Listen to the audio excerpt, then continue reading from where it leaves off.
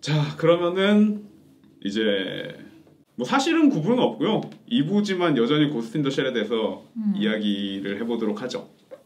제가 원작을 보면서 네. 정말 재밌었던 거는 네. 이 영화가 디스토피아 영화가 아니라는 점이었어요. 그러니까 약간 뭐 블레이드 러너가 자꾸 언급이 되는데 블레이드 러너를 봤을 때는 이거는 완벽한 디스토피아잖아요. 네. 근데 이 공각기동대에서 다루는 상황들은 어떻게 보면 새로운 가능성을 여는 거에 가까워서 물론 그게 어떤 결과를 낳을지를 단정하고 있지 않지만 네. 되게 생각보다 희망적인 결말로 끝나는 것 같아서 되게 재밌었어요. 그게 그러니까 어떤 수많은 사람들의 의식과 정보가 연결되는 어떤 미래 세계에서 단일 개체로서 정체성이 과연 중요한가 이런 질문도 할 수 있을 것 같고 그게 단일 개체의 정체성이 모호해지는 거 아니면 어떤 정체성이 몸 안에 한정되지 않는다는 게 부정적으로 보이지 않는다는 점에서 되게 재밌는 만화인 것 같더라고요. 역으로 저는 그럼에도 불구하고 그 공각기동대 엔딩은 사실 저는 별로 좋아하지 않거든요. 근데 그 이유를 그러니까 오리지널의 엔딩을 별로 좋아하지 않는데 물론 그렇다고 뭐 헐리우드판의 엔딩을 좋아하는 것도 아니고요. 근데 이제 원작의 엔딩을 제가 좋아하지 않는 점은 그 엔딩이 굉장히 인간적인 엔딩이라고 느껴졌어요. 결국에는 그 원작에서의 그 퍼펫 마스터가 이제 쿠사나기 소령을 원한 이유는 일종의 종으로서 진화라고 해야 되나? 번식? 예. 를 하고 싶어서잖아요. 근데 그런 욕구 자체가 저는 굉장히 인간 입장에서 생각한 욕구라는 생각이 들었고 근데 그게 생명체라는 점으로 보면 네네. 꼭 인간이라고 볼 수는 없을 것 같아요. 그러니까 생명체의 본질이 무엇인가라고 했을 때는 뭐 맞는 얘기인 것 같네요. 그러니까 그거를 이제 생명체로서 이제 왜냐면 그 영화가 결국에는 이게 비유를 하니까 왜냐면은 정보와 DNA 그리고 그걸 통해서 이제 다른 종류의 존재로 만들어내면서도 고전인 동시에 다른 종류로 변화하는 것에 대해서 이제 생명이 어떻게 계속되어 나가는가를 얘기하면서 자기도 그 생명의 일부로서의 욕망을 갖고 있는 건데 저는 뭐 훨씬 더 쿨하게 내가 더 낫다 너네보다 나는 신이다 뭐 이렇게도 괜찮지 않았을까. 사실 뭐 굳이 인형사가 죽어야 되는 이유는 잘 모르겠긴 해요. 자기가 그렇게 얘기하잖아요. 너랑 결합을 한 이후에 너가 후손을 남기게 될 거고 자기는 죽을 거다라고 얘기를 하는데 왜 굳이? 라는 생각이 좀 들긴 하죠. 그리고 사실은 이제 그 둘의 결합은 사실은 이제 새로운 존재를 탄생시키기보다는 합체 그렇죠. 1+1 해가지고 막 원이 되는 일종의 그러면 하나 손해보는 것 같은데 물론 이거는 농담인데요. 그럼에도 불구하고 약간 그런 면이 있다는 거죠. 저는 원작에서 마음에 안 들었던 엔딩이 마음에 안 든다고 한다면 딱 하나가 있는데 그 소아성애적인 부분밖에 없어요. 그러니까 여자아이의 몸에 모토코를 살려놓잖아요. 바토가. 그러면서 암시장에서 구할 수 있는 몸이 이거밖에 없었어 라고 하는데 다분히 이상한 선택이죠. 작가 입장에서 보면 너무 이 영화는 잘 가리고 있다는 생각이 들어요. 이 영화의 이상한 점들을. 그렇구나. 저는 사실 근데 그거는 그렇게 생각 안 했어요. 왜냐면 저는 오히려 문제되는 건 이제 그 쿠사나기 소령이 알몸으로 등장하는 건 확실히 그냥 여성의 신체를 대상화한다는 점에서 좋은 선택은 아니라고 생각하는데 저는 그게 타협적인 선택이라고 생각을 했던 게 이게 어쨌든 둘이 결합을 함으로 인해서 새로운 아이가 생긴 거니까 다음 세대로 네, 그래서 어린 애 몸을 그렇다면 왜 소녀여야 하는가라는 질문도 할 수 있지. 그건 사실이죠. 네, 그거는 뭐 맞고요. 머리가 여자니까. 근데 뭐 그러니까 그게 근데 전혀 새로운 생명이라고 생각하면 그걸 꼭 맞춰야 될 필요는 없죠. 근데 어쨌든 간에 저는 사실 인형사가 희라고 지칭되긴 하지만 실제로 희라는 거는 어떻게 보면 애칭에 가까운 거고 그 인형사의 성별도 모호하잖아요. 성별이 없는 거죠, 뭐. 그렇죠. 네네. 그리고 실제로 쿠사나기 소령을 만나기 위해서 사용했던 몸은 여성의 몸이었고 그러고 보면 이 영화에서 남성의 알몸은 등장하지 않잖아요. 한 번도. 그쵸, 만화에서도. 그쵸. 그런 걸 보면 뭔가 당연히가 아니라 어쨌든 좀 문제적인 부분이라고 할 수 있을 것 같아요. 말씀하세요. 그 지적은 맞는 얘기인 것 같네요. 맞는 얘기인 것 같은데 저는 그거를 아마 제가 그렇게 받아들이지 않았던 거는 아마 그게 그냥 어린 아이가 아이여서. 된다라고 생각해서 그랬던 것 같아요. 그 소령의 몸에 관해서는 제가 오늘 인용한 부분이 있는데 한국외대 영미문학문화학과 김수연 교수가 쓴 공각기동대의 현재성과 포스트 휴먼 퀴어 연구라는 논문이 있거든요. 근데 요거를 좀 발췌해서 읽어드릴게요. 여기서 이제 소령의 몸을 이 김수연 교수는 섹스 없는 섹슈얼리티라고 하는데 여기 그 일부 생각은 형광모자님하고 비슷해요. 만일 생물학적 성별이나 성행위를 섹슈얼리티의 필요 조건으로 건다면 생식기나 성적 파트너를 가지지 않은 사이보그 소령에게 섹슈얼리티란 애당초 있을 수 없으며 애정 행각이나 모유 수유에 쓰이지 않는 소령의 가슴 역시 애니메이션 제작자의 짓궂은 장난에 지나지 않을 것이다. 중략. 근데 이제 이런 남성 여성이라는 기존 구도에 머물러 있는 것보다는 정리하자면 소령의 몸은 진짜 섹스와 관련은 없으나 우리가 성에 대해 가진 복잡한 생각과 욕망을 구현하고 있다는 점에서 섹슈얼리티를 가지며 이 섹슈얼리티는 실제 여부와 상관없이 그 자체로서 충분한 존재 의의를 갖는다 라고 하거든요. 어떤 의의를 갖죠? 상업적으로? 소년 관객을 눈을 사로잡는 그러니까 저는 사실 그래서 그 욕망의 구현이란 거잖아요. 아닌가요? 그 제가 이렇게 말하면 이분의 주장을 너무 단순화하는 것 같은데 섹슈얼한 욕망이 구현되어 있는 몸인 거 아닌가? 그거는... 섹슈얼리티로서 섹슈얼한 기능이 없지만 오히려 그래서 더 나쁜 것 같아요. 섹슈얼한 형상을 띠고 있는 몸인데 그것이 과연 섹슈얼한 것인가? 그 얘기를 이제 하고 있는 거죠. 그걸 안 읽어봐서 뭐라고 말하기 힘든데 저는 그런 점에서 우리 그 자막에 아마존 얘기가 나왔을 때 재밌었어요. 왜냐면 이게 아마조네스는 잘 가슴 제거하지 않나요? 맞아요. 팔을 한쪽만 제거하지 않나? 활동성을 높이기 위해서. 그런 점에서 그 자막이 나왔을 때 재밌다고 생각했어요. 사실 특히 가슴에 대해서 그 생각을 했던 것 같아요. 아니 자식을 낳을 수 없으면 가슴은 왜 필요하지? 라는 생각을 했었습니다. 그리고 원작 얘기를 이제 하기 시작했으니까 하는 말인데 원작은 확실히 재밌죠. 왜냐면 퍼펫 마스터라는 게 결국에는 이제 인형처럼 이제 사람들을 해킹해가지고 자기 뜻대로 하는 거고 근데 그게 정부의 프로젝트였다는 점에서 이제 굉장히 무서운 독재 권력이자 어떻게 보면은 이제는 그 프로젝트 혹은 국가로서 만약 그러니까 그 프로젝트 자체가 생명체고 그 신체가 이제 하나가 아니라 분열해서 점점 늘어나는 자신의 신체가 하나의 통합된 사회를 생각한다는 점에서 재밌죠. 정말 그런 면에서는 저는 오히려 역으로 이제 그 공각기동대를 아까 디스토피아가 구현돼 있지 않다고 얘기하셨는데 뭐 그거는 뭐 그런 부분이 있지만 역으로 또 굉장히 디스토피아적인 가능성도 인디비주얼리티가 사라지는 거니까. 네.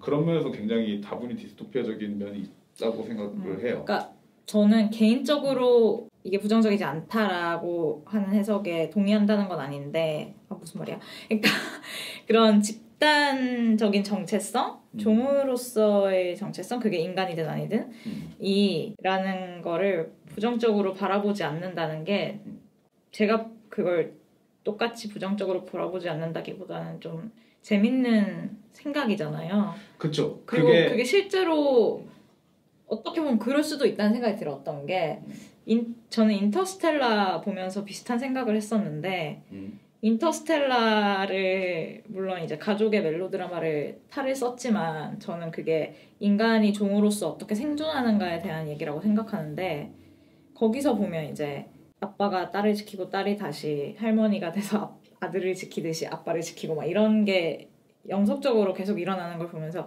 그냥 생존한다는 게 결국은 종으로서 생존한다는 게 가장 중요하다고 본다면 개체가 과연 중요한가라는 생각이 좀 들었었거든요. 그런 사고를 열어준다는 게 저는 재밌었던 것 같아요. 이 만화에서는. 그런 면에서는 통하는 부분이 있죠. 왜냐하면 여기서 이제 나온 대사 중에 하도 현학적으로 말해서 헷갈리는데 뭐 나를 개인으로서 규정하는 거는 나를 제한하는 거고 그 제한 뭐 그 넓은 세계 가면 오히려 뭐라 그러지? 어쨌든 뭐 그런 얘기를 하잖아요. 있었던 개인과 것 같아요. 예, 그 개인의 자기를 규정하는 게 오히려 자기를 제한하는 거고 그 제한 없애면은 자기가 훨씬 더 넓어질 수 있다 뭐 그런 얘기를 하는데 맞아요. 저는 사실 그런 점에서는 또 제가 그 생각은 제가 좋아하는 생각이 있긴 한 것 같아요. 아니, 그러니까 영화랑은 좀 상관없는 얘기인데 저는 이제 그런 사람들 되게 싫어하거든요. 뭐 예를 들어서 아프리카 난민을 돕는다. 뭐 이런 얘기 하면은 아니 그냥 우리나라에 가난한 사람 많은데. 아, 나 그런 말 하는 사람 너무 싫어. 근데 이제 저는 그게 그러니까 그 얘기는 뭐냐면은 결국에는 그냥 주변을 돌보란 얘기잖아요. 근데 첫 번째로는 그런 사람들은 주변을 돌보 그런 사람들은 주변을 별로 잘 안 돌볼 거라는 저의 근거 없는 가정이 일단 있고 두 번째로는 그 범위가를 얼마나 넓게 만드느냐가 중요한 것 같아요. 그러니까 가까움의 범위를 예를 들어서 우리가 뭐 돼지는 먹고 개는 안 먹는다라고 얘기를 했을 때 그거는 개를 인간이랑 그냥 더 가깝다고 느끼기 때문에 생기는 차이라고 생각을 하거든요. 그래서 그냥 자기랑 가까움의 범위를 가장 넓게 늘릴 수 있는 쪽으로 그냥 노력하는 쪽이 언제나 좋다고 생각하는 편이에요. 저는 이건 뭐 좀 상관없는 얘기인데 그런 점에서 그 인형사가 하는 아니 소령이 얘기하나요? 그 자신의 범위의 제한에 관해서 어쨌든 인형사일 겁니다. 네네 그 대사를 들으면서 그냥 그런 생각을 잠깐 했어요. 그 실제로 그러니까 완전히 대응되진 않지만 이 만화가 만들어질 때와는 달리 지금 현재에서는 우리가 정말로 이 정보의 바다에서 저희의 대변자를 가지고 있잖아요. 그걸 고스트라고 만약에 생각을 한다면 실제로 우리의 몸 안에 갇혀있는 정체성과는 완전히 다른 어떤 또 다른 내가 존재할 수 있고 더 자유롭게 이동할 수 있다는 게 완전히 틀린 말은 아니죠. 물론 지금의 양상을 봤을 때는 뭐 정보의 바다 안에서도 우리가 개별자로서 뭔가 조금 더 독특함을 가지기 위해 노력하는 걸로 보이지만 뭐 그건 모를 일이죠. 앞으로 어떻게 될지는. 그냥 재밌는 것 같아요. 예, 역으로 저는 고스트보다 쉘이 훨씬 더 중요하다는 생각도 드는 것 같아요. 또 생각해보면 왜냐하면 우리의 정체성이라는 건 굉장히 감각에 사실은 의존하고 있다는 생각이 들거든요. 우리 안에 예를 들면은 뭐 정체성이고 뭐고 때리면 아프고 배고프면 밥 먹고 싶고 그런 예, 감각으로서 감각이 실제로는 훨씬 더 본질적인 거라는 생각도 들어서 오히려 정말 중요한 건 고스트가 아니라 쉘이 아닌가. 그러니까 쉘이란 표현 자체가 네. 그렇게 보면 편견이 담긴 거죠, 사실. 그렇죠. 네. 쉘이라고 표현하면 안 되죠. 그런 네네. 그런 입장이라. 껍질이 오히려 더 본질인 건 아닐까 뭐 그런 생각도 들고요. 그런 면에서 이제 헐리우드 영화에서 아무것도 느끼지 못한다고 얘기를 했을 때 그 치료를 받을 때 갑자기 그때 되게 궁금했어요. 이 사람이 느끼는 감각은 어딜까? 그거를 사실 영화에서 다루지 않아서 그 그러게요. 대사 말고는 되게 궁금하더라고요. 팔이 떨어져 나가면 아플까? 네네. 근데 이 영화 속에서 또 분명히 그 애매한 위계가 분명 존재하거든요. 인체는 인공인체는 훨씬 더 대체하기 쉬운 거니까 뭔가 더 부셔줘도 되는 식으로 분명히 묘사가 돼 있거든요. 예를 들면은 물론 이거는 뭐 생명의 문제일 수도 있겠지만 그 누구죠? 그 인공눈 가진 분? 바토. 왜냐면 폭발하는 장면에서 바토를 사실상 약간 감싸주는 면이 있잖아요. 그 소령이. 그런 걸 보면은 이제 물론 그로 인해서 눈을 잃긴 하지만 그 장면을 보면은 분명히 심지어 그 소령에게조차도 물론 그 소령은 신체에 대한 갈망이 있을 수도 있죠. 자기가 잃어버린 거니까. 근데 바토를 감싸준다는 점에서 그거는 단순한 희생으로는 거기서 보이지 않거든요. 그냥 동료를 위한 희생이라기보다는 자기가 인조인간이기 때문에 더 소중한 걸 지켜야 된다. 더 소중한 걸 지켜야 되는 인식이 분명히 그 전제돼 있다는 생각이 들어서 그럼에도 불구하고 그걸 인핸스드라고 표현하면은 뭐 그리고 사실 바꾸면은 괜찮을 것 같잖아요. 저는 괜찮을 것 같죠. 네, 저는 뭐 눈 별로 안 좋고 안경 쓰고 다니는 사람이라서 물론 전 안경 쓰는 걸 좋아하긴 합니다만 눈 좀 좋았으면 좋겠고 왜냐면 아침에 일어나면 항상 불편하고 샤워할 때도 불편하고 따뜻한 데 들어오면 안경에 김도 껴서 불편하고 여러 가지로 불편하거든요. 그러고 보니까 안경에 김 끼는 거 방지하는 세척액 같은 게 있다는데 혹시 아시는 바 있나요? 몰라요. 아, 네. 쓸데없는 소리해서 죄송하고요.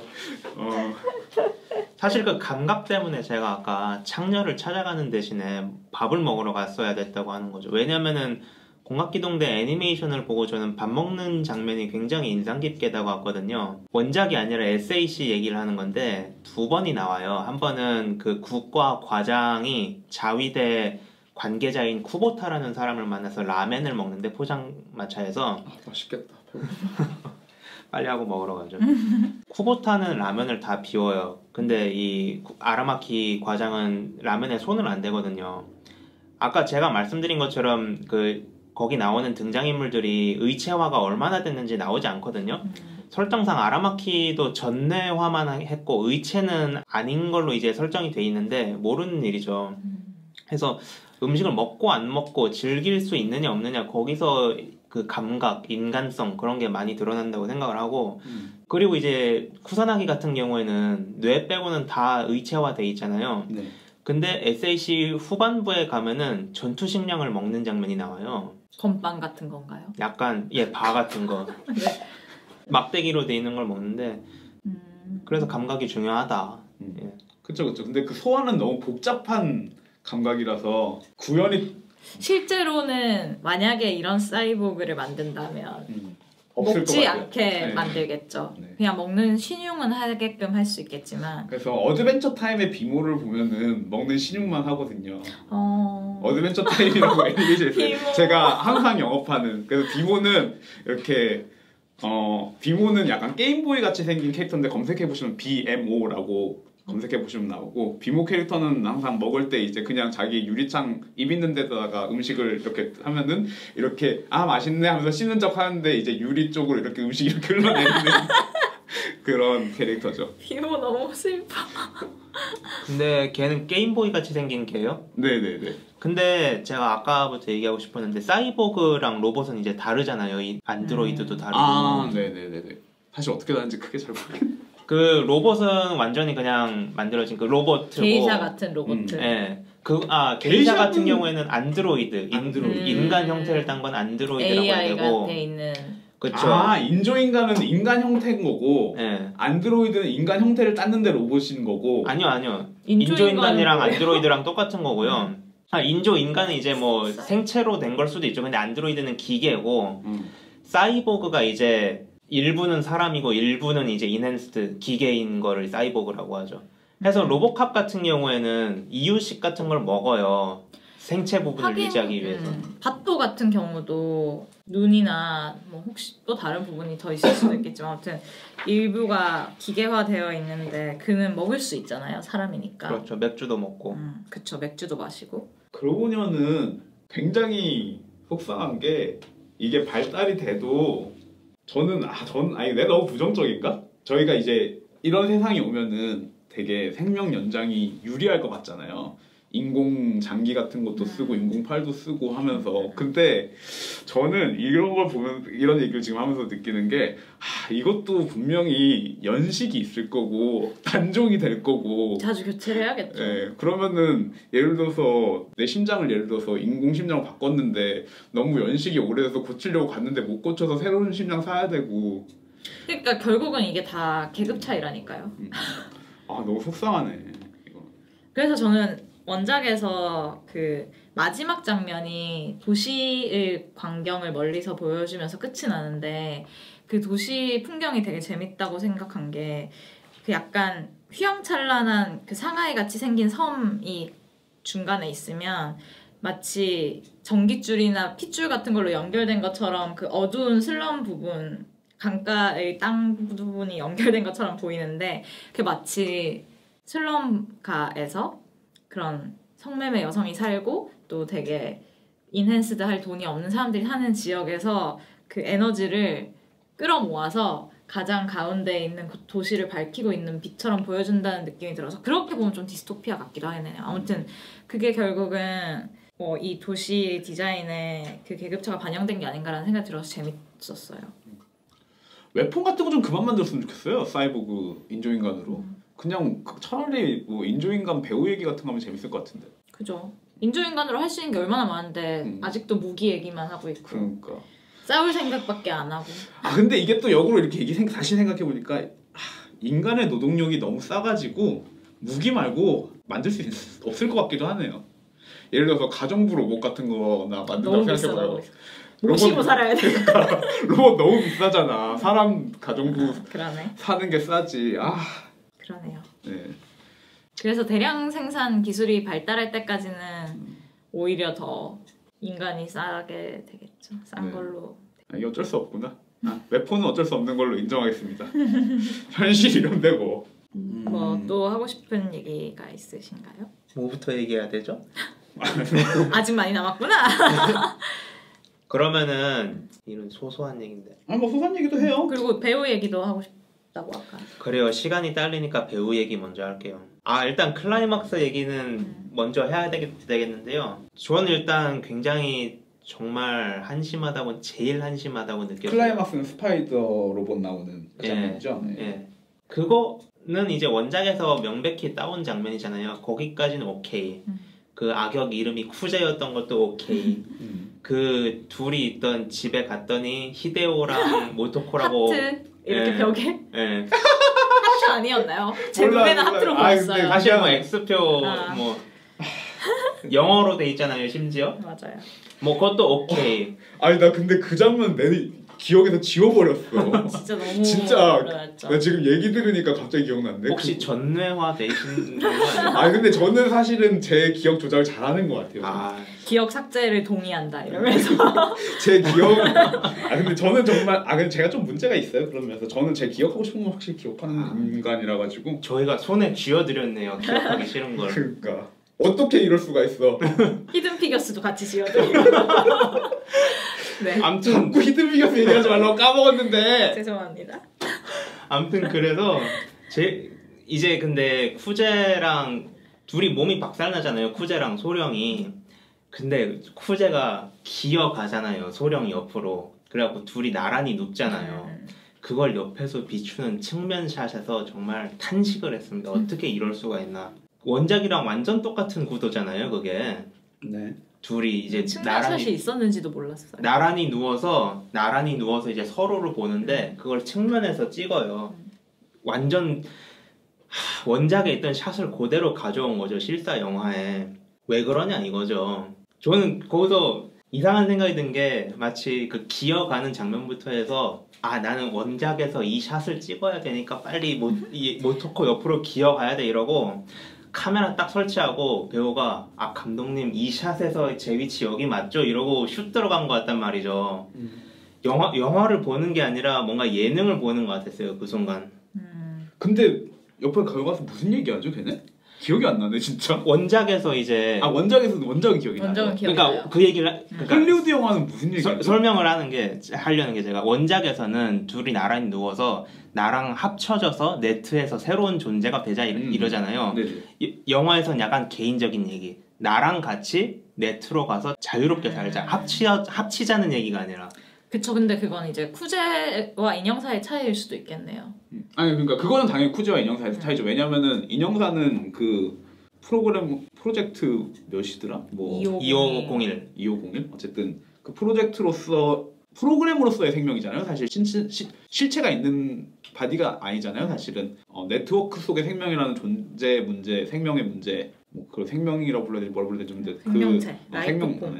전혀 다른 형태로서의 라이프 폼으로서의 문제를 다루고 있는데 이제 헐리우드 영화 같은 경우에는 그 문제는 완전히 제거돼 있으니까 그냥 대화 장면을 넣고 싶었다 이런 동기밖에 없었겠네요. 그렇죠. 그리고 그렇게 하다 보니까 걔네 둘은 누워서 대화를 해야 되기 때문에 복수는 딴 사람이 해야 돼요. 누구냐? 기타노 다케시. 그러니까 이 영화는 해야 되기 때문에로 가득 찬 영화예요. 억지로. 네. 내가 이 장면을 넣어야 되니까 너넨 이렇게 해야 돼 이런 거. 근데 각색이라는 게 결국 그런 식으로 이루어지는 것 같아요. 근데 저는 원작에서 그 마주보고 대한 장면이 너무 좋았던 건 그러니까 결국은 그게 거울을 보는 거랑 똑같은 거잖아요. 그래서 실제로 뭐 그렇게 마주보고 대화하기 전부터도 쿠사나기는 뭔가 인형사를 보면 나를 보는 것 같아라는 얘기를 하고 나중에는 실제로 둘이 그렇게 다르지 않을 수 있다. 결국은 그리고 실제로 생명체의 하나로서는 동일한 개체가 되는 거니까. 그리고 그 장면에서 사실은 목소리가 바뀌죠. 맞아요. 네. 실제로 이제 쿠사나기 소령 입에서 그 인형사의 목소리가 나오고 그런 게 되게 흥미로운 구도였는데 이거는 그 히데오랑 모토코의 관계를 이미 알려주고 나서부터 나오는 얘기라서 뭔가 로맨틱한 장면이 로맨틱이죠. 되는 로맨틱한 거고 거죠. 네네. 그게 이 영화에서 굉장히 쓸데없는 부분이기 때문에 그렇게 느낄 수 있을 것 같아요. 그렇죠. 쓸데없죠. 그리고 둘이 영어 억양으로 막 히데오나 모토코를 발음할 때도 너무나 어색하잖아요. 네. 그냥 이거는 화이트워싱보다 더 나쁜 것 같았어요. 저는 이 각색이 설명하려고 하는 이 각색이. 그리고 실제로 설명도 안 되죠. 그냥 잡아가가지고 왜 굳이 서양인의 몸에 넣었어야 했나? 그건 설명되지 않잖아요. 그래서 이게 기억을 찾아가는 과정이잖아요, 이야기가. 네. 그 방향 자체는 좋다 이거예요. 상업 영화로서의 어떤 방향은 그렇게 쉽게 잡을 수 있는데 저는 플래시백이 부족해서 문제다라고 생각했어요. 이게 조작된 기억은 뭐 테러리스트 공격 때문에 부모를 잃었다 이런 거잖아요. 네. 그럼 그걸 말로 하지 말고 이미지로 확실히 보여줘서 관객을 속이고 그 컨택트의 드니 빌네브처럼 그러고서 사실을 밝혔으면 더 강하지 않았을까. 그러게요. 그럼에도 불구하고 제가 말하지 않은 이 영화에 미덕이 있다면 영화가 짧다는 거? 1시간 40 몇 분인데 영화가 요즘 헐리우드 영화 치고 굉장히 짧은 러닝타임이고 또 하나는 물론 이 애니메이션은 더 짧지만 원작이 있는 영화 치고도 짧은 편이어서 되게 부담 없다는 점? 그건 좋은 것 같아요. 너무 쓸데없이 이 얘기 저 얘기 하지 않아야겠다라고 생각을 했던 것 같아요. 왜 만들었을까요? 뭐 차라리 팬이니까? 팬이라서 만든 거 아닐까요? 이거는 팬이었으면 절대 이렇게 안 만들었을 거예요. 립서비스만 했지 그 사람은. 아니 뭐 팬은 다양한 종류의 팬이 있는 거예요. 그러니까 이거를 너무 쿨해. 그냥 난 이거 나도 똑같이 실사로 구현해보고 싶어 라는 게 팬의 마음일 수도 있죠. 인정합니다. 그럼 이야기 말고 기타 얘기로 들어가 볼까요? 네. 아, 네. 캐스팅 스칼렛 요한슨이요? 근데 저 좀 궁금한 게 사실 원작만 봤을 때는 쿠사나기 소령이 눈도 되게 크고 눈이 파란색이고 뭐 그래서 뭐 일본인이란 느낌이 안 들잖아요. 얼굴 자체에서는 그냥 배경이 일본이고 다 일본어를 쓸 뿐이지. 그래서 사실 스칼렛 요한슨이 해도 위화감은 없는 얼굴인데 너무 이 화이트워싱 논란에 오히려 더 할리우드 제작사에서 영화를 만들면서 더 방어적으로 일부러 이상한 얘기를 집어넣은 게 아닌가라는 생각이 들 정도였어요. 저는. 일본 만화 보면 사실 저게 일본인이라고 아무도 생각할 수 없는 외형을 가지고 있잖아요. 그렇죠. 그러다가 뭐 인조인간이니까. 그러니까. 그리고 이게 뭐 헐리우드에서 만들어지는 영화인데 뭐 그럼 아시아 배우를 쓰나? 뭐 저도 그런 면에서 저는 뭐 화이트워싱 그런 건 오히려 문제되지 않는다 치고 오히려 스칼렛 요한슨 원래 머리 색깔이 뭐예요? 노란색, 금발이에요. 그런 면에서 오히려 그냥 거부감 있었던 거 아닐까요? 쿠사나 그러니까 헤어스타일 똑같이 하려다 보니까. 그러니까 검은 머리와 금발의 차이는 생각보다 되게 큰 차이로처럼 느껴지는 것 같아요. 오히려 저는 피부색의 문제보다도. 그래서 오히려 약간 흑발의 서양인 배우였으면 사람들이 그렇게 놀래진 않지 않았을까. 물론 저는 스칼렛 요한슨 하는 것도 문제 없다고 생각하는데 그런 생각은 드네요. 그래요. 미셸 로드리게즈 얼마나 좋아요. 섹시하고. 미셸 로드리게즈가 어디에 나온 배우죠? 아바타에서 그 헬기 장교로 나오는. 아바타는 봤지만 You 모르겠네. should see your face 했던 그분이구나. 모르겠습니다. 그 헬기 추락해서 전사하는 분인데 아무튼간 그렇고요. 아바타에 사람이 나오나요? 이보세요. 이보세요. 그리고 그 스칼렛 요한슨이 액션 영화 많이 하지만 저는 이 영화에서 유독 좀 거슬렸던 게 일부러 그렇게 설정을 한 것 같긴 한데 걸을 때 너무 거북목이라서 그래요? 거북목으로 이렇게 고개를 빼고 약간 건들거리는 것처럼 걸어가는데 이게 그녀 나름의 어떤 캐릭터였나 왜 그랬을까라는 생각이 좀 드는 게 사실 메이저 미라는 좀 군인 같은 캐릭터잖아요. 네. 근데 좀 더 절도 있고 각 잡힌 모습으로 하는 게 더 어울리지 않았을까라는 생각이 좀 들고 승모근도 너무 신경 쓰여가지고 승모근이 굉장히 올라왔더라고요. 운동을 많이 하셨는지. 그래서 그냥 보는 내내 뭔가 어울리지 않는다라는 생각이 많이 들었던 것 같아요. 저는 걷는 부분은 잘 못 봤는데 엔딩에서 건물 옥상에서 쭈그리고 앉아있는 장면이라든가 여러모로 블랙 위도우 고스트 인 더 쉘판 같은 배우구나. 네. 예. 이라고 생각했어요. 거기선 빨간 머리인가요? 네. 맞아요. 훨씬 잘 어울리죠. 이 까만 머리 자체가 그 동양인의 까만 머리도 아니에요. 약간 그 이렇게 파란빛이 도는 염색한 머리잖아요. 그러다 보니까 너무 어색했던 것 같고 그 쿠사나기 소령의 헤어스타일 자체가 실사로 구현했을 때 굉장히 멋이 없는 헤어스타일이기 때문에 좀 더 어색한 게 있지 않았을까라는 생각이 좀 들어요. 저는 이 로봇 연기라는 게 정말 어려운 연기인 것 같아요. 저는 사실은 보면서 연기를 못하는 건지 로봇이라서 그런 건지 라는 생각을 좀 했거든요. 이게 저도 그래서 사실 추천 영화를 고민하다가 차라리 그러면 이 영화를 보고 스칼렛 요한슨에게 실망하신 분들을 위해서 스칼렛 요한슨의 연기가 끝장나는 영화를 추천해야 되나라는 생각까지 할 정도로 연기가 별로였어요. 감정이 전달이 안 돼서 그러신 거죠? 네. 저는 되레 그게 불만이었어요. 왜냐면 감정을 전달하려고 노력 자체는 하거든요. 근데 이게 사이보그의 연기는 아니라는 거죠. 세상 천재 저는 그래서 스칼렛 요한슨한테 불만인 게 연기도 형편없을 뿐더러 사이보그가 뭔지 그 개념도 공부를 안 하고 연기를 했을 거예요. 무슨 세상 천재 어느 사이보그가 숨이 차고 목이 메어서 울먹이고 눈에 그래서 눈물이 그런 숨소리나 거라며요. 이런 게 거슬렸다고 하시고 그렇죠. 그런 연기 쪽은 로보캅의 피터 웰러가 진짜 모범적인 연기를 보여줬죠.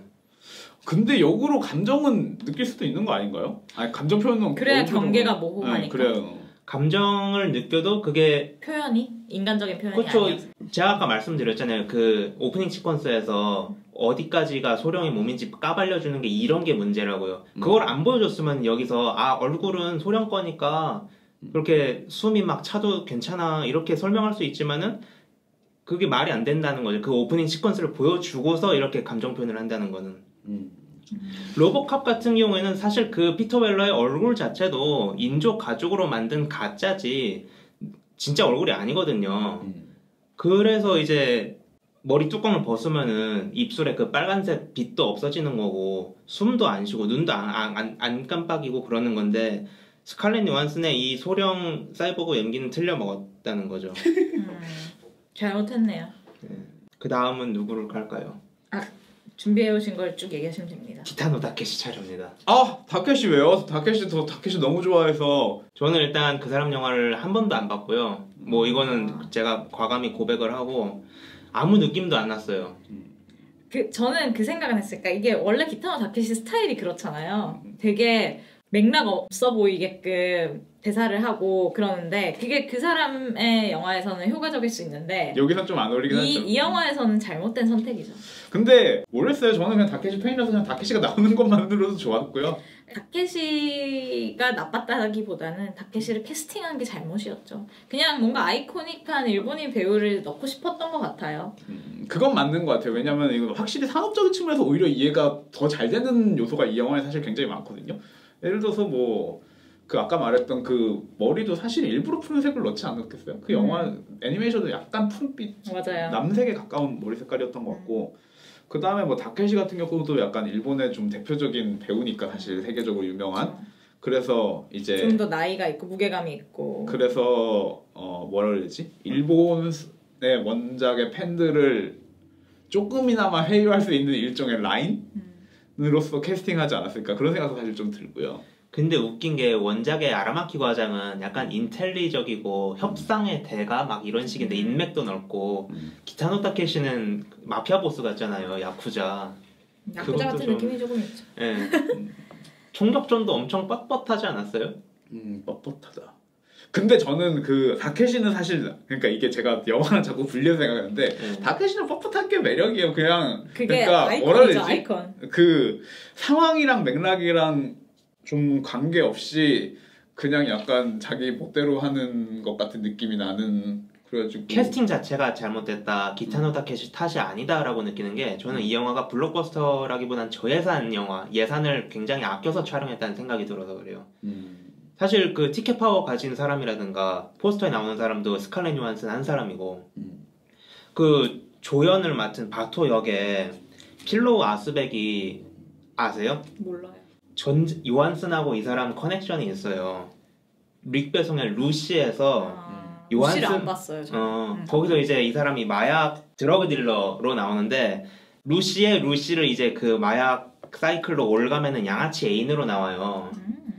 이 사람도 모르시잖아요. 이런 캐스팅을 봤을 때 그리고 그 짧은 분량 그런 걸 봤을 때 저예산에 가깝지 않나. CG와 스칼렛 요한슨에게 돈을 많이 줘서 그런 게 아닌가. 그럴 수도 있을 것 같아요. 왜냐면 사실 이 영화가 에스펙트 레티오가 1.85대 1이거든요. 그거는 사실은 이 영화랑 굉장히 안 맞는 선택이라는 생각이 들어요. 이 영화의 이미지와. 그리고 굳이 왜 그랬나를 생각해보면 저는 정말로 그래서 이 감독이 혹시 그냥 이 비율을 선호하나 싶어서 스노우 화이트 앤 헌츠맨. 아 백설공주와 사냥꾼이구나. 하지만 한국 제목도 스노우 화이트 앤 헌츠맨입니다.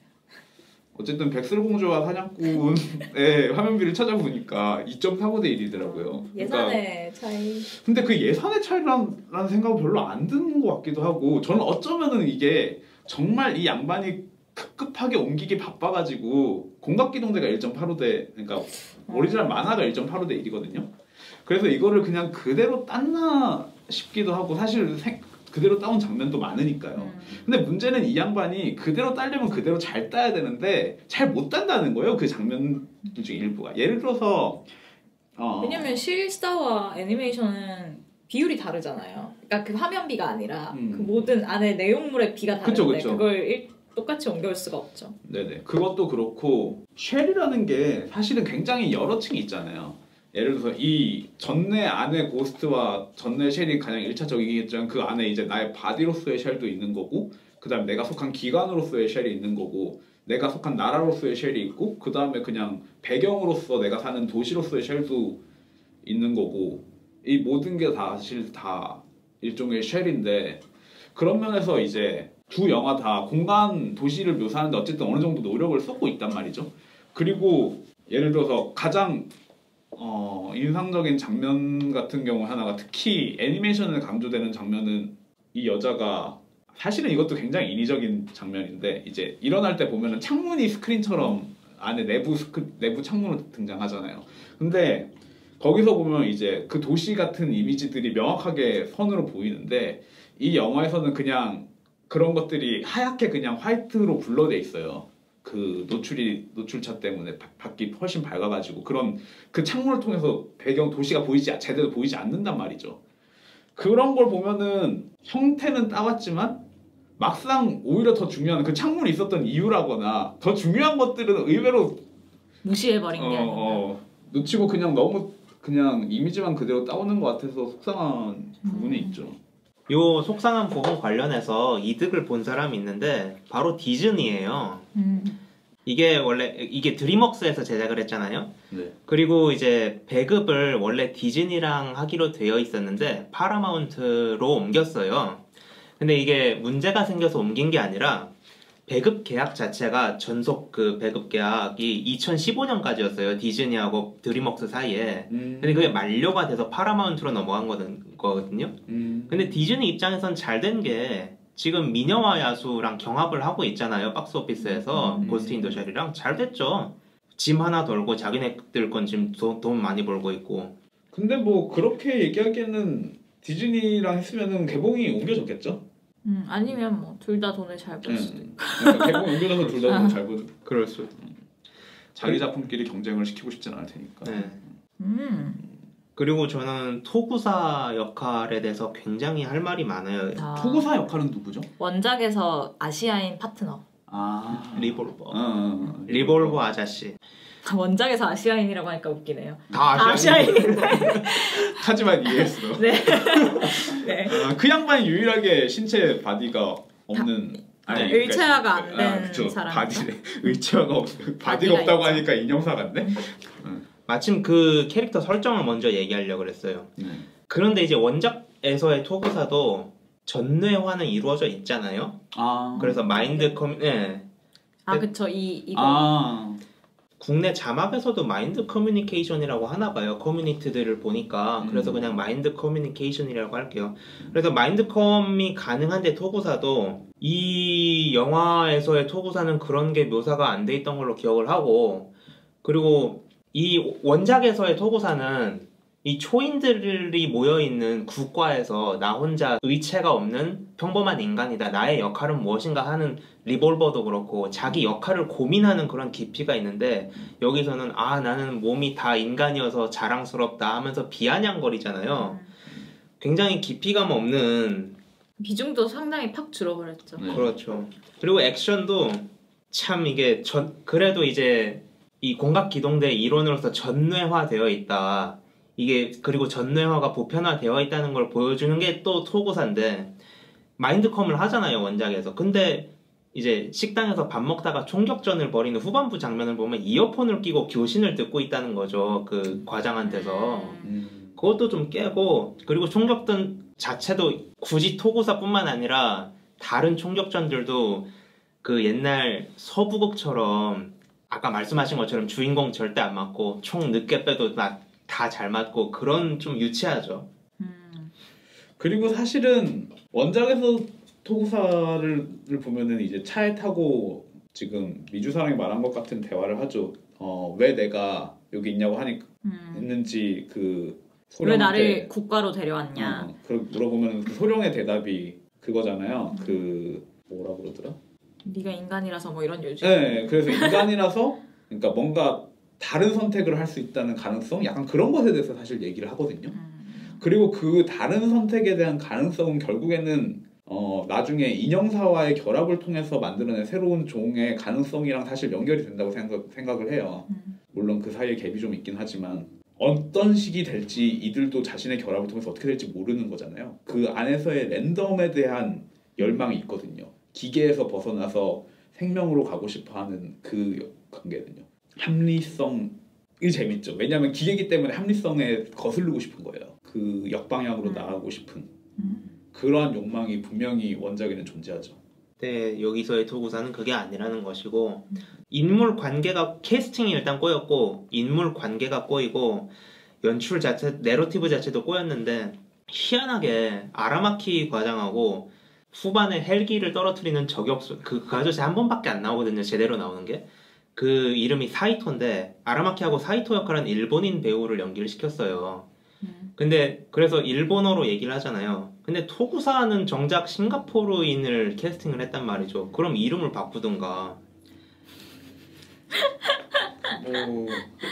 해서, 왜냐면 이게 이런 식으로 한 게, 사이토가 원작에서 저격수로 이렇게 매력이 있는 캐릭터이기 때문에 사이토를 따로 살려둔 것 같아요. 근데 그러니까 사이토는 사이토대로 분량 안 나오고 토구사는 토구사대로 분량 안 나오고, 이럴 거면 합쳤어야 되는 거 아니냐는 게 제 생각이에요. 러닝타임을 생각하면 어쩌면 개판으로 찍어서 잘린 씬이 있을지도 모르겠다는 생각이 드네요. 잘린 씬이 좀 있을 것 같다는 생각은 확실히 들었어요. 보면서 특히나 원작을 모르는 상태에서 제가 봤을 때 굉장히 뜬금없다고 느껴지는 등장인물들도 되게 많았고, 심지어 저는 토구사가 토구사인지도 몰랐어요. 왜냐면 이름이 부여될 만큼의 비중이 없었거든요. 저는 아직 토구사가 누군지 사실 몰라요.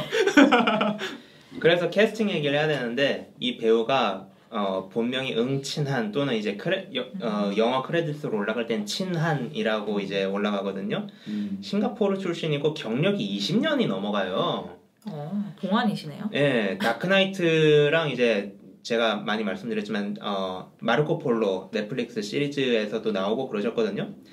근데 이 배우가 일단은 이런 비중 없는 역을 이런 베테랑 배우한테 시켰다는 것 자체가 영화의 화이트워싱 논란보다 더 이제 안심한 거예요. 이거는 요즘 잘 뜨고 있는 오스카 아이작도 예전에 비판한 적이 있던 거고, 그리고 배우 자체가 미안한 얘기지만 토구사에 어울리지 않아요. 형사에도 안 어울리고, 예전에 맡았던 역할들이 머리 쓰는 역할이었고, 그런 걸 떠나서 영화 안에서도 좀 인상이 둥글둥글해서 특수부대원 같지 않고 아저씨 같아요. 아저씨 같은 캐릭터 한 명 넣고 싶었나 보다. 아재가 필요해. 해서 이 제작자인 스티브 폴이 화이트워싱 논란이 한참 과열됐을 때 버즈피드하고 인터뷰를 한 게 있어요. 발췌를 하면은 사람들은 최종 결과물을 보면 만족할 것이다 라고 한 게 있고 굉장히 이제 혼자 착각을 하고 있었는데 우리는 여러 국적의 배우들을 불러 모았다. 미국인도 있고 일본인도 있고 중국인도 있다.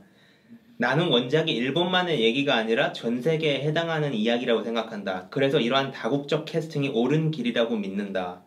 굉장히 오만했죠.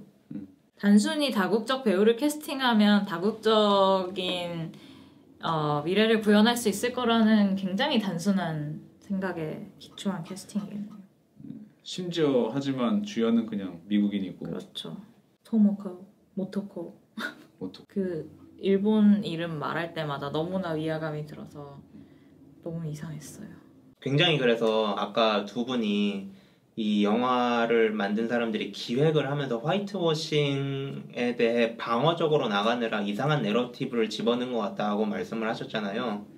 그래서 재밌는 일화가 있는 게 이 제작사에서 스칼렛 요한슨을 더 동양인스럽게 만들려고 시각 효과를 테스트를 했다는 그런 시각 효과를 동원한다 그런 이제 뉴스가 떠서 사람들이 또 난리가 났어요. 그거는 21세기 버전 옐로우 페이스네요, 완전. 그런 거죠. 뭐 피부색을 아니 뭐 꼭 피부색이 아니라 뭐 눈을 조금 더 뭐 찢는다든지 이런 게 있었겠죠.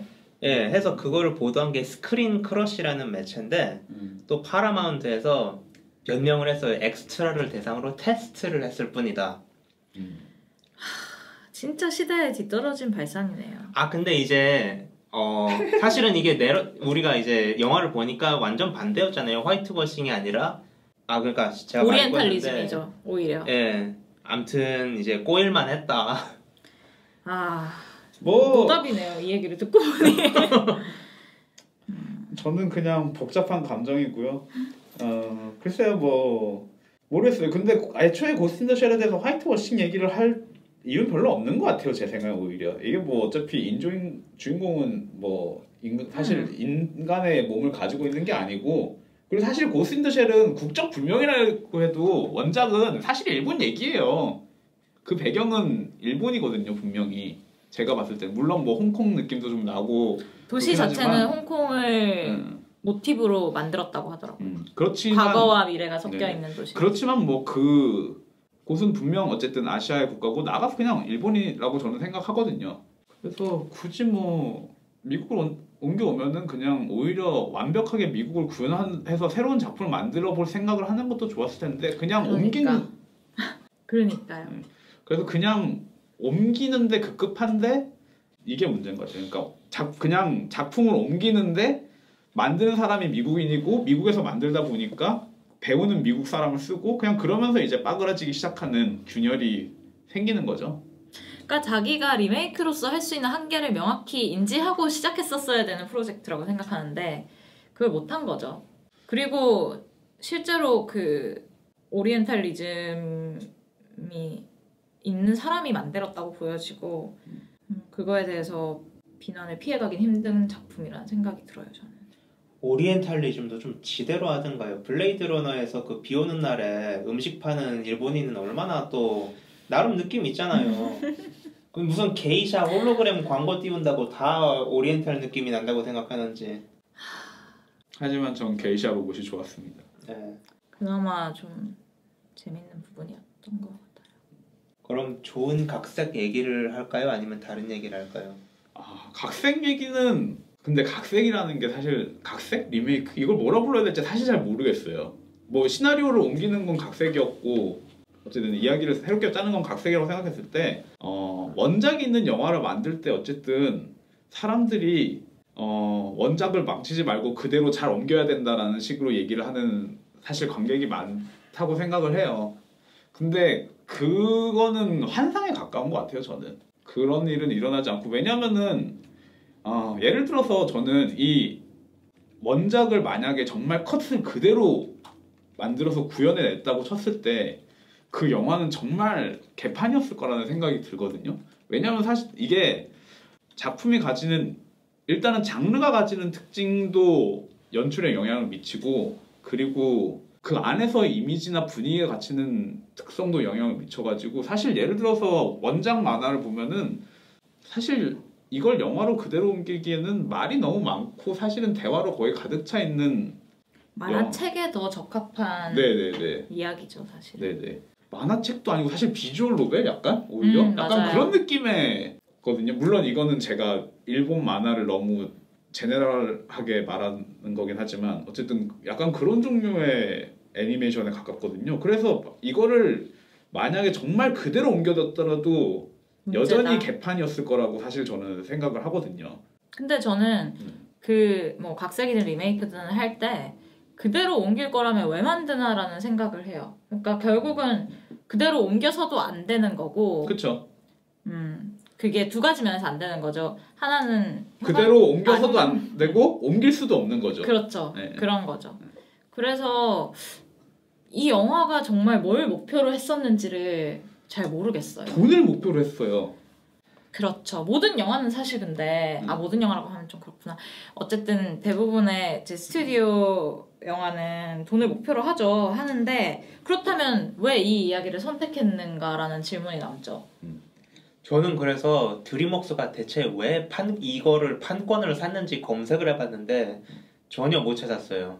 그래서 돈이라는 답밖에 저도 왜 이게 돈이 될 거라고 생각을 했는지. 오타쿠가 많아서?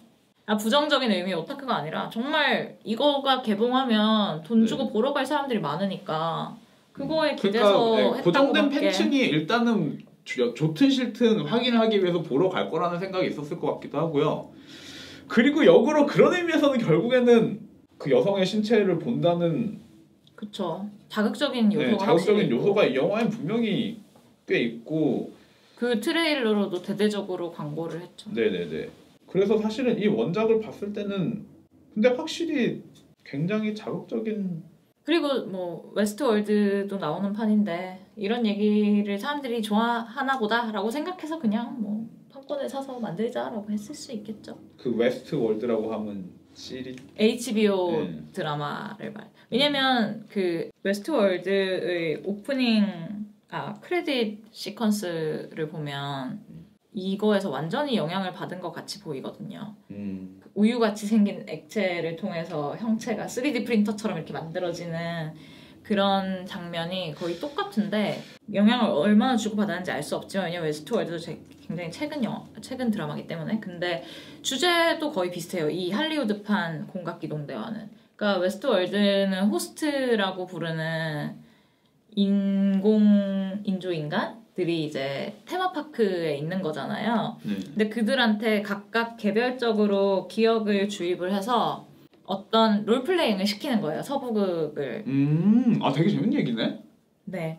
근데 이제 그거를 왜 인조인간을 굳이 비싸게 테마파크에 넣었냐라고 하면 서부극이기 때문이에요. 서부극에서 사람들이 총질도 할 수 있고 강간도 할 수 있고 막 완전히 무법자들의 세계잖아요. 서부극이.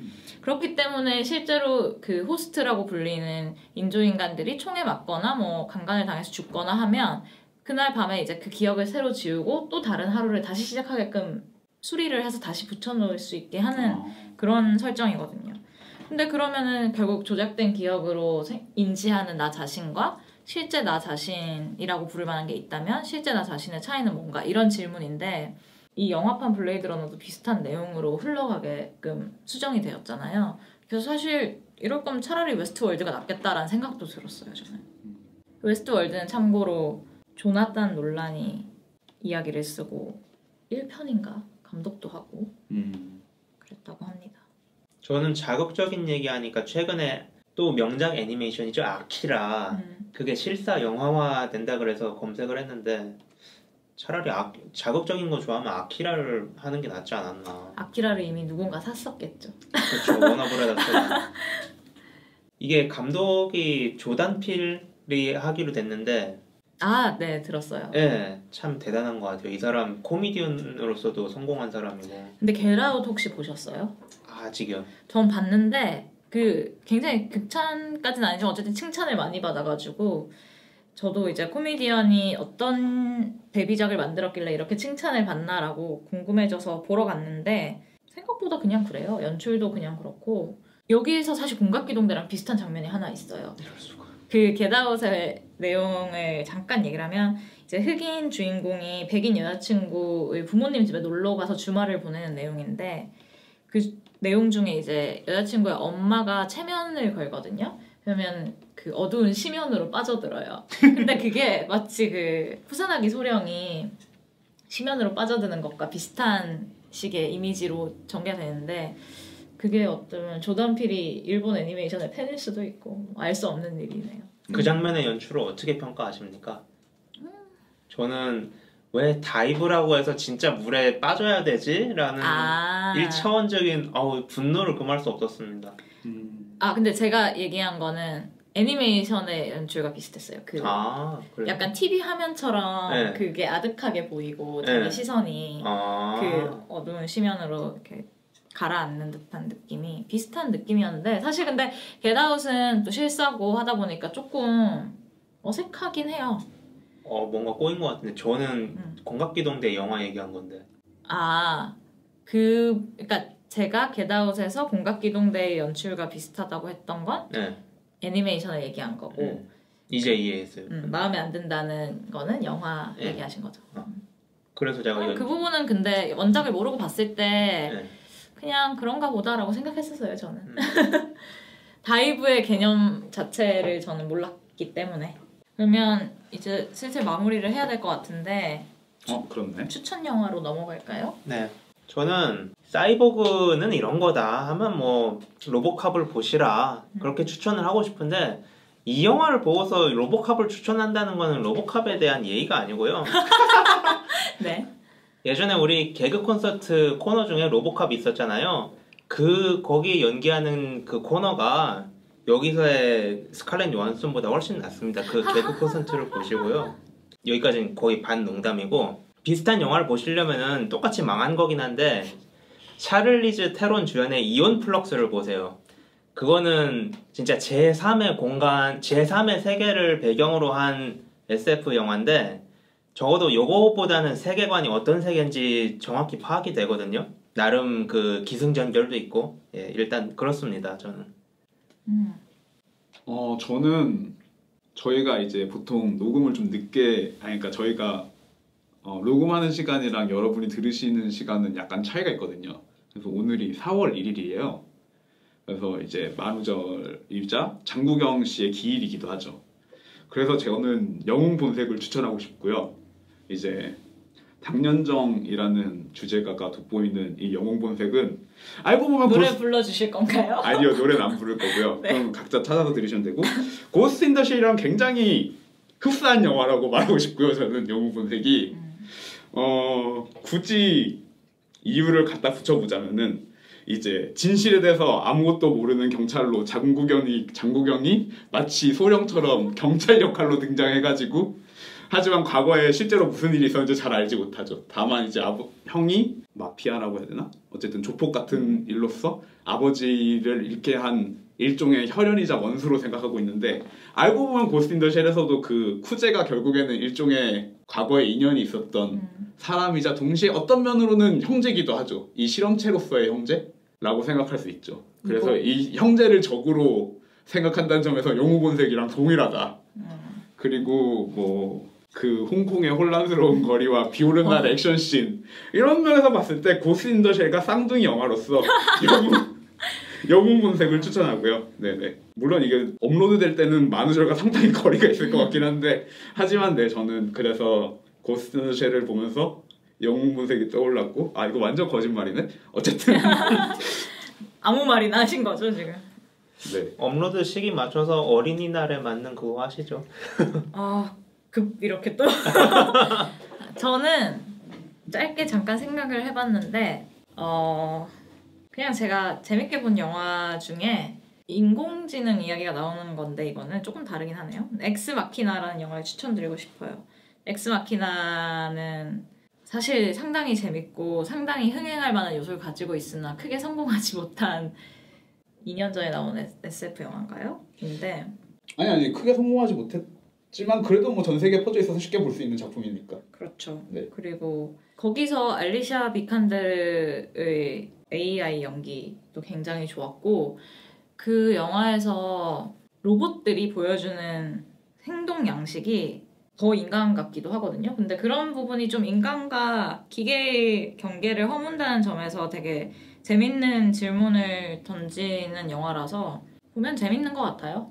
그리고 제가 좋아하는 오스카 아이작도 나오고 춤도 추고 domhnall 글리스도 나오고 그리고 오히려 어떻게 보면 이 로봇을 여성의 형태로 만들 때 쉽게 간과되는 그 성적 대상화라는 부분을 이 영화는 좀 비틀어서 꼬집고 있어서 재밌는 영화라는 생각이 들어요.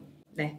아 그리고 저는 원작을 최근에 본 사람으로서 공각기동대 원작도 볼만하다는 생각이 듭니다. 특히 이 영화에 끝내 들어가지 못했던 그 도시 풍경 몽타주 씬? 중간에 나오는 3분 정도 되는 그 부분이 애니메이션으로서도 굉장히 특이한 선택이고 영화적인 순간인데 아무래도 액션 영화에 어울리지 않아서 잘렸겠지만 그 부분이 굉장히 볼만했기 때문에 원작이 궁금하신 분들은 이제 와서 끝나는 마다 이렇게 얘기하자면 확실히 그 장면은 재밌는 장면이죠. 왜냐면은 여기서 나오는 투명화 기능이 단순한 은신의 의미가 아니라 사실 아까 얘기했듯이 오리지널에서는 오프닝에서 나오면서 자신의 존재를 도시 속으로 지우면서 타이틀이 뜨잖아요. 그런 면에서 결국에는 이게 최종적인 쉘로서의 배경으로서의 도시 그리고 그 도시가 결국에는 인간을 어떻게 사실 우리가 도시도 우리를 구성하는 거니까. 왜냐면 사실은 우리가 어디를 가고 어디에서 뭘 먹고 무엇을 보느냐가 우리를 사실 구성한다는 점에서 결국에는 자신이 속한 도시에서 벗어날 수 없다는 점도 있고 개인의 정체성이라는 게 뭐 그래서 그 투명화되는 게 결국에는 단순히 물리적인 기능보다도 그런 상징적인 의미가 사실 크죠. 일종의 투명화가 됨으로써 자신의 기척을 지울 뿐만 아니라 자신의 존재감도 지워지고 그래서 마치 도시의 일부가 되는 것 같은. 그리고 나아가서 그 도시의 일부가 된다는 거는 네트워크의 일부가 된다는 그렇죠. 거기도 하고요. 뭐 그래서 그 몽타주 씬이 볼만해서 원작을 꼭 보시라는 특히 이 영화에 실망하신 분들이라면 원작을 보시라는 말씀을 드리고 싶습니다. 뭐 하지만 저는 그게 굳이 2017년에 볼만한 작품인지에서는 약간의 의구심은 있는 것 같아요. 물론 그게 아니다. 잘라야지. 그래서 그 말씀을 하시니까 영웅본색을 추천을 하신 게 굉장히 맥락에 맞다는 생각이 들어요. 감사합니다. 네, 부끄러워하시지만 그리고 제가 최근에 읽었던 글 중에 그 출처는 모르겠는데 저자가 그런 얘기를 하더라고요. 그 인간 문명이라는 게 다 그렇지만은 건축물, 도시 그런 게 인간의 집단 기억 장치와 같다고 해서 쉘의 의미하고 한번 같이 생각을 해보면 그것도 좋을 것 같습니다. 아 실제로 그 원작에서 최후의 그 결투씬 스파이더 탱크와 싸우는 씬을 보면 무슨 약간 박물관 같은 이상한 공간이잖아요. 거기에 벽에 그 인간의 계보 같은 것이 계보도가 이렇게 조각돼 있고 총으로 그거를 막 엄청 쏘면서 그 장면이 상당히 길게 나오잖아요. 그렇죠. 그거를 보면 그 건물에 결국 인간의 역사가 그려져 있는 건데 그런 알레고리가 재밌는 것 같아요. 원작이 훨씬 그런 면에서 풍부한 게 있고 생각해볼 만한 거리도 있고 그런 것 같습니다. 그러면은 이제 마지막으로 오늘 중대 발표와 다음 영화 선정을 해보도록 하겠습니다. 네, 여러분 미주사랑입니다. 제가 사실 시작하기 전에 제가 사죄 말씀을 드리려고 했어요. 이 영화를 고른 죄인으로서 아닙니다. 아무튼 그래도 오늘 뭔가 두 분이 진짜 깊은 해석을 해주셔서 얘기가 잘 나왔다고 자화자찬을 하고요. 여러분이 제 목소리를 들을 때쯤이면 저는 한국에 있는 사람이겠죠. 아무튼 간에 굉장히 미숙했는데 그동안 그럼에도 불구하고 여기까지 왔고 또 여러분들이 열심히 들어주신 거는 옆에 있는 펭귄맨님하고 형광모자님이 많이 도와주셔서 그런 거라고 생각했고 또 스스로 많이 배워가는 좋은 기회였어요. 그래서 저를 여기 초대해 주신 두 분한테 너무 감사드리고요. 너무 수상소감 아니야? 그리고 항상 매 회마다 이게 좀 사심 가득한 작은 코너를 얘기를 했는데 그것도 인내심 갖고 많이 들어주셔서 감사합니다. 앞으로도 여기 저희 방송 많이 구독해 주시고 사랑해 주시고 관심 가져 주시기 바랍니다.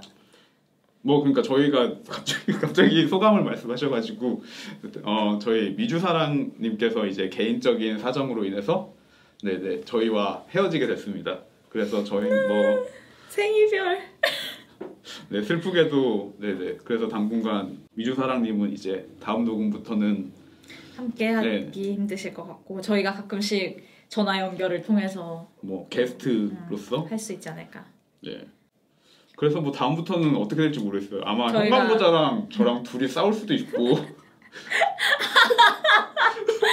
네. 아니면 서로 긍정하고 짧게 끝낼 수도.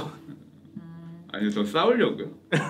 근데 긍정해도 오래 그러니까 오래 얘기할 수는 있을 것 같아요. 뭐 그건 두고 보고요. 어떻게 할지 저희 아직 잘 모르겠고요. 네 사실 잘 모르겠어요. 마지막으로 미주사랑이 저희 둘에게 다음 영화를 추천해주고 떠날 예정입니다. 아까 사실 쉬는 시간에 제가 미녀와 야수 얘기를 했는데요.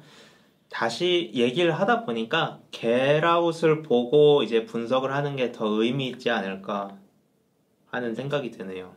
아 이렇게 싫어하실 줄은 몰랐는데. 아니 싫진 않아요. 싫진 않은데 아 그래요? 아 근데 사실 겟아웃이 그렇게 할 얘기가 많은 영화는 아니라서. 뭐 트레일러상으로는 그래 마음이야. 보이던데요. 아닌가 보죠. 아니 뭐 저는 미녀 야수나 그거나 그거 좋아해요. 왜 그러면 미녀와 야수는 오케이예요? 아니 뭐 내가 결정권이 있나요 지금? 아니 느낌이 왜 겟아웃은 한 번에 이렇게 단호박처럼 그러시는데 아니요 저는 사실은 네. 그냥 미주사랑이 좋아하는 영화 개봉했지 않았더라도 그런 걸 추천해 주길 바랬어요. 그런 실망감? 근데 저는 그 영화를 얘기 안 한 게 제가 좋아하는 영화는 제가 정을 하고 싶어서. 그럼 댓글로 길게 얘기해 주시면 되니까. 아니요 그냥 녹음해서 보내세요. 그것도 괜찮아. 근데 제가 좋아하는 영화를 여러분이 감흥을 못 느끼는 걸 제가 알거든요. 아니 왜 그렇게 그렇게 생각하지 마세요. 안정정정. 이분 새로운 희망 별 감흥 없었다 그러셨고. 새로운 희망은 그랬지만 다른 영화는 아닐 수도 있죠. 그러니까. 정말 이건 너네가 꼭 봤으면 좋겠다. 그런 영화 어떨까요? 네. 의미 있게. 네. 그럼 옛날 영화라도 상관없으니까. 저희도 구해볼 수만 있다면.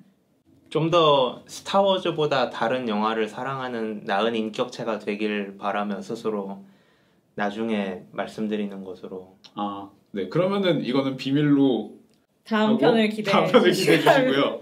아니면은 일단 다음 편을 기대해 주세요. 네. 네. 네. 근데 제가 겟아웃이나 미녀와 야수를 보기 싫어서 그런 건 아니에요. 네.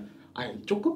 저는 그러니까 겟아웃 같은 경우는 지금 얘기하라면 차라리 하겠는데 다시 보고 싶진 않아서 얘기할 때쯤에는 또 많이 디테일이 채색되어 있을 것 같아서 좀 걱정이 되는 면이 있고 겟아웃이 한국에 개봉 안 할 수도 있겠다는 생각도 좀 들고 그래서 그쵸. 겟아웃 한국에서 개봉하기 약간 애매한 한국인들이 별로 관심이 없는 주제예요.